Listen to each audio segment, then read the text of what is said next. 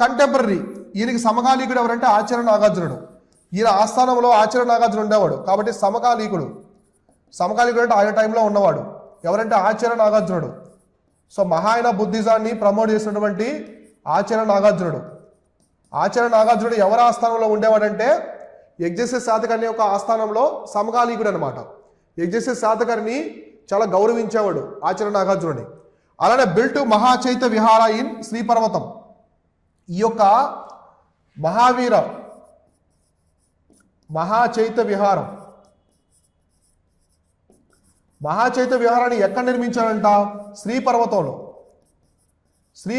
నిర్మించాడు. శ్రీపర్వతం అంటే ఏదో కాదు, నాగార్జున కొండ. ఇప్పుడు ఉన్నటువంటి నాగార్జున కొండని అప్పట్లో శ్రీపర్వతం అని చెప్పేసి పిలిచేవాళ్ళు. ఈ యజ్ఞశ్రీ శాతకర్ణి నిర్మించిన మహాచైత్య విహారం చాలా పెద్ద నిర్మాణం.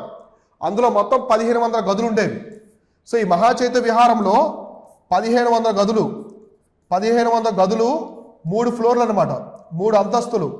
3 అంతస్తులతో 500 గదులు ఉండేవి అని చెప్పేసి ఎవరు చెప్పారు? పాహియాన్. చైనా యాత్రికుడైనటువంటి పాహియాను ఈ మహాచైత్య విహారం, శ్రీపర్వతంలో ఉండే మహాచైత్య విహారంలో 1500 గదులు 3 ఫ్లోర్లు ఉండేవని చెప్పి చెప్పాడనమాట.